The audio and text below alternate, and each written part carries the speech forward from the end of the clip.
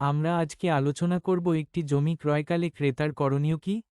প্রথমত, ক্রেতা যে সূত্রে মালিক হইয়াছে তা যাচাই করা। যেমন উরাধিকার সূত্রে হইলে যাচাই করিতে হইবে ফারায়েজ, বন্টননামা ও খতিয়ানে বিক্রেতা বা তাহার পূর্বপুরুষদের নাম সঠিকভাবে লিপিবদ্ধ আছে কিনা।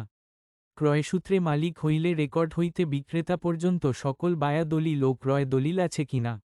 আদালতের রায়ের মাধ্যমে মালিক হইলে বয়নামা আছে কিনা ইত্যাদি যাচাই করিতে হইবে। দ্বিতীয়ত, জমির তফসিল যাচাই করা। মৌজা ও রেজিস্ট্রি অফিস, অর্থাৎ ক্রয়ের জন্য নির্বাচিত জমিটি কোন মৌজা ও রেজিস্ট্রি অফিসের আওতাভুক্ত তা শনাক্ত করিতে হইবে। খতিয়ান যাচাই, অর্থাৎ এস আর এস ও বিক্রেতা পর্যন্ত মালিকানার চেইন বা ধারাবাহিকতা সঠিক আছে কিনা তা সঠিকভাবে যাচাই করিতে হইবে।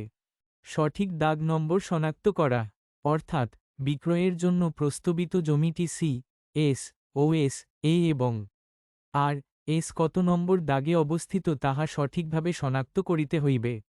নামজারি জমা খারিজ বা মিউটেশন যাচাই করা, অর্থাৎ বিক্রেতার নামে নামজারি জমা খারিজ বা মিউটেশন সঠিক আছে কিনা এবং হালনাগাদ ভূমি উন্নয়ন কর পরিশোধ কিনা তা আঞ্চলিক ভূমি অফিস বা অনলাইনে যাচাই করিতে হইবে।